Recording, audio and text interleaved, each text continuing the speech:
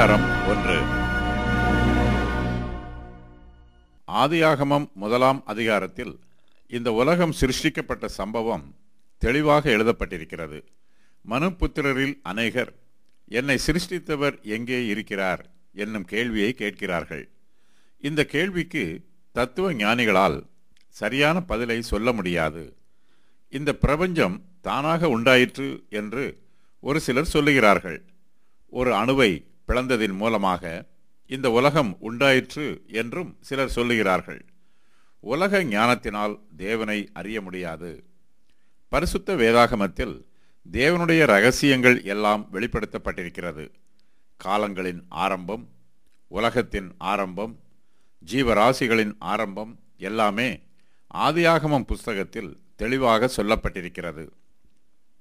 சர்வ வல்லமையுள்ள தேவன் அனாதி காலமாக இருந்தவர், இருக்கிறவர், இருக்கப் போகிறவர். தேவனுடைய காலத்தையும் அவருடைய ஞானத்தையும் வல்லமையையும் நம்மால் ஆராய்ந்து பார்க்க முடியாது.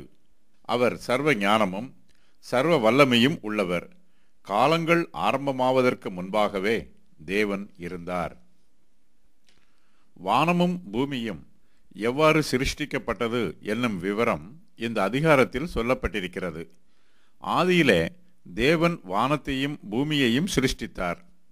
தேவன் ஒவ்வொரு நாளிலும் தம்முடைய சிருஷ்டிப்பின் கிரியைகளை செய்கிறார். அதன் விவரம் இந்த அதிகாரத்தில் வரிசையாகவும் தெளிவாகவும் சொல்லப்பட்டிருக்கிறது. தேவன் தாம் உண்டாக்கின எல்லாவற்றையும் பார்க்கிறார். அது மிகவும் நன்றாய் இருக்கிறது. சாயங்காலமும் விடிய காலமும் ஆகி 6ஆம் நாள் ஆயிற்று.